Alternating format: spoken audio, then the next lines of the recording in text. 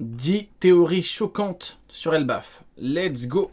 Elbaf est un des arcs les plus attendus de One Piece. La première fois que cette île a été mentionnée, c'était au chapitre 71. Vous imaginez, on part jamais sur Elbaf. Genre Luffy part jamais sur Elbaf. Ce serait pas la plus grosse douille de l'histoire des OP? Même Aramaki à côté, c'est rien. Quoique non, Aramaki c'est le top.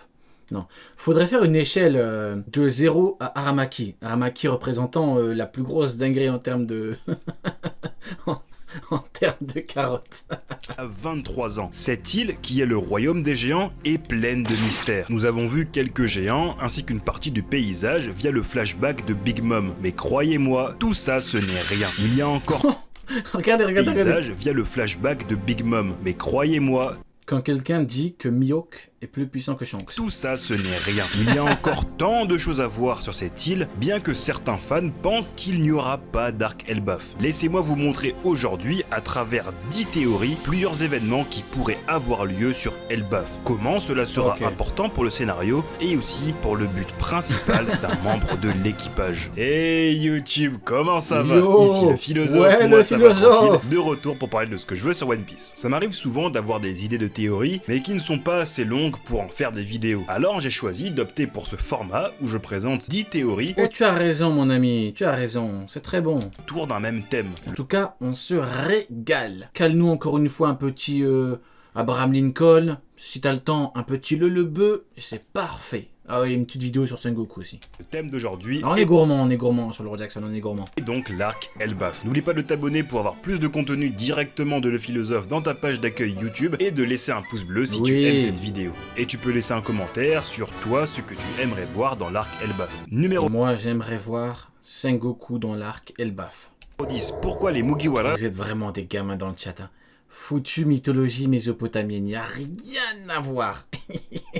Il y a strictement rien à voir avec le sujet, avec le live, avec tout. Il n'y a rien à voir. seront détestés en arrivant sur Elbaf. Ok, ça peut paraître bizarre ce que je viens de dire, mais à chaque fois que les Mugiwara arrivent sur un royaume, ils sont rarement bien accueillis par la population, rarement les bienvenus. Rappelez-vous sur Drum, les habitants les ont méprisés, parce que plus tôt, Barbe Noire, donc des pirates, avaient attaqué l'île. Sur Alabasta, C'est normal, c'est parce que Usopp, c'est une fraude. Donc, les gens, ils sentent que ça pue la... Non, je rigole. Après, on va dire que je suis un anti-Usopp. Non, c'est bon.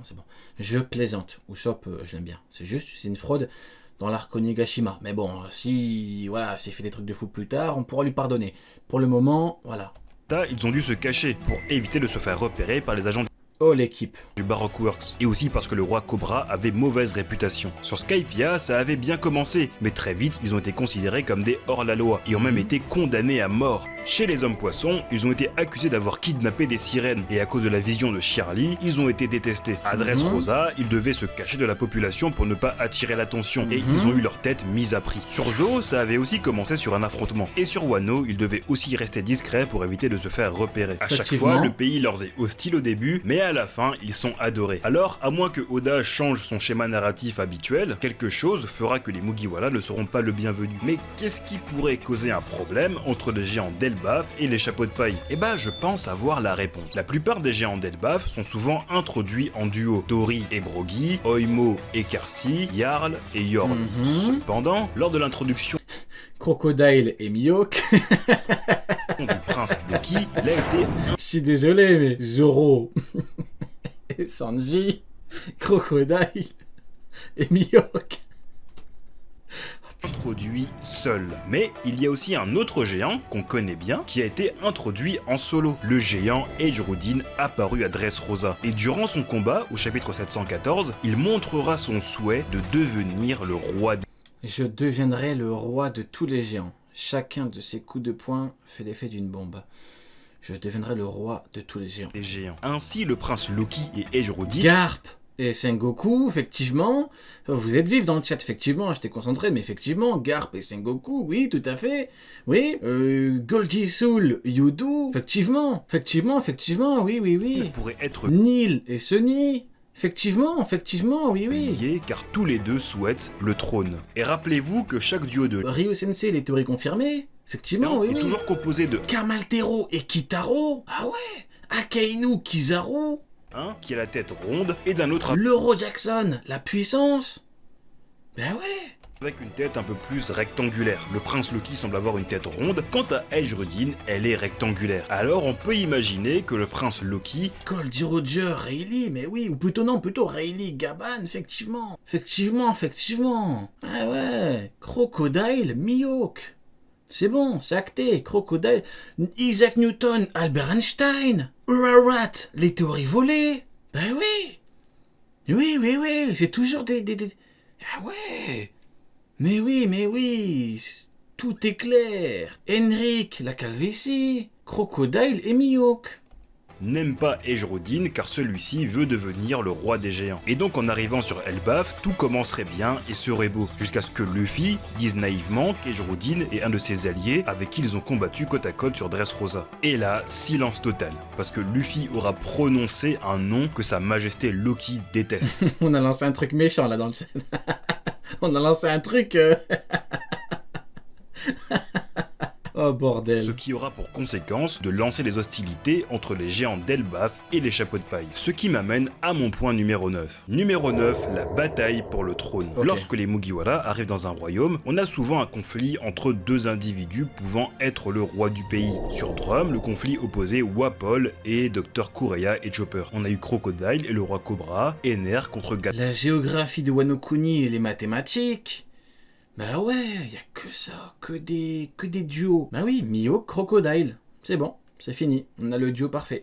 Fort, Doflamingo contre le roi Riku, et à Wano Kuni, c'est évidemment Momonosuke contre Orochi. Donc, encore une fois, dans le même schéma, le prince Loki serait en conflit avec une autre personne pour être le roi d'Elbaf. Ou alors, Loki sera actuellement le roi, mais un roi indigne. Et un héros viendrait redonner au peuple d'Elbaf le dirigeant qu'il mérite et son honneur. Évidemment, Loki n'aimera sûrement pas ça, donc il va sûrement envoyer certains Mugiwara en prison. Mais attention, ça c'est le point numéro 8. T'imagines, t'essayes d'envoyer des Mugi en prison alors que Luffy a battu Kaido. Tu te rends compte du truc? T'imagines, t'arrives dans Luffy, tu dis hey, pep, toi et toute ta bande de guignols, vous partez en prison. Mais moi je suis Luffy, je lui dis attends, et... tu crois que je suis Baggy? Tu crois que Zoro c'est Mihawk? Tu crois que c'est Zoro et c'est ce clown de Mihawk? La valeur de sabre là, le mec qui jongle dans un cirque? Et Zoro il a battu King, hein? Et Zoro il se fait pas stopper par Crocodile, hein? C'est fini toutes ces conneries, hein? Numéro 8, l'arbre géant d'Elbaf. Vous avez sûrement remarqué que sur Elbaf, tout est géant. Les montagnes, les maisons, même la faune environnante est géante. Mais ce que vous n'avez peut-être pas vu, c'est cet énorme tronc d'arbre qu'on voit Dans le chat, il y a Sardouche qui dit t'es méchant. Qui es-tu, Sardouche? Est-ce que tu es le jumeau maléfique de Sardoche? Sardouche? Sardoche.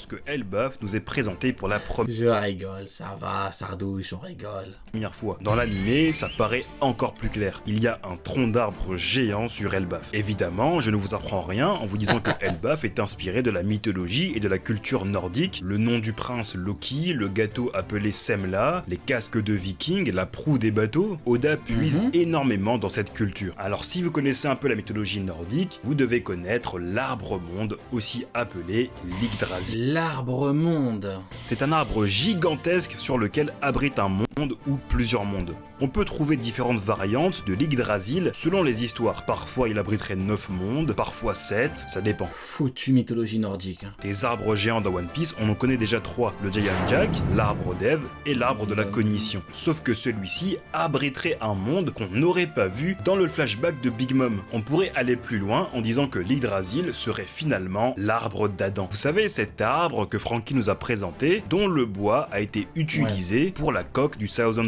Je me suis dit, c'est bizarre, pourquoi il parle pas de l'arbre d'Adam? Bah ouais, du coup, il en parle. Sunny. Franky s'en est procuré illégalement au marché noir. Bah alors, Franky, on a quelque chose à se reprocher? Ça nous ramène au premier point, où finalement, les géants d'Elbaf, en apprenant que le Thousand Sunny est fait en bois d'Adam, s'énerveraient contre l'équipage, car cet arbre aurait été volé à Elbaf. De la même façon où les samouraïs étaient... Pas mal du tout, ils vont arriver, d'accord, ouais, ils vont dire, tiens, votre bateau, il est fait... de notre bois. Tiens, de notre bois qui a probablement été volé. Vous êtes donc des voleurs. Tiens, et vu que c'est des pirates, bah forcément... ok, ouais, ça colle parfaitement.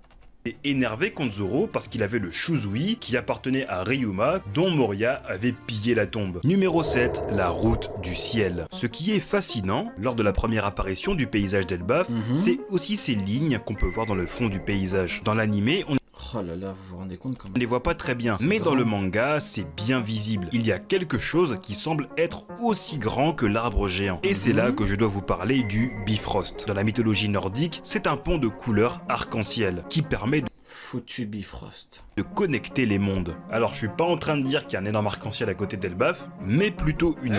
Pourquoi pas? Vas-y, donne tout là. Fais comme Shiroda, tu donnes tout. Alors, Mihawk à valeur de sabre. Allez, c'est parti. Mihawk égale crocodile. route pour passer de la partie basse d'Elbaf, habitée par les paysans, vers la partie haute avec plutôt les nobles. Et des chemins dans le ciel, on en connaît. La toute première fois que Scratchman Apo rentre dans le Nouveau Monde, un phénomène étrange s'est produit. Lui et son équipage couraient dans les airs. Rappelez-vous aussi des paroles de Gunfor qui avait dit à l'équipage que le knock upstream n'est pas le moyen... Le knock upstream.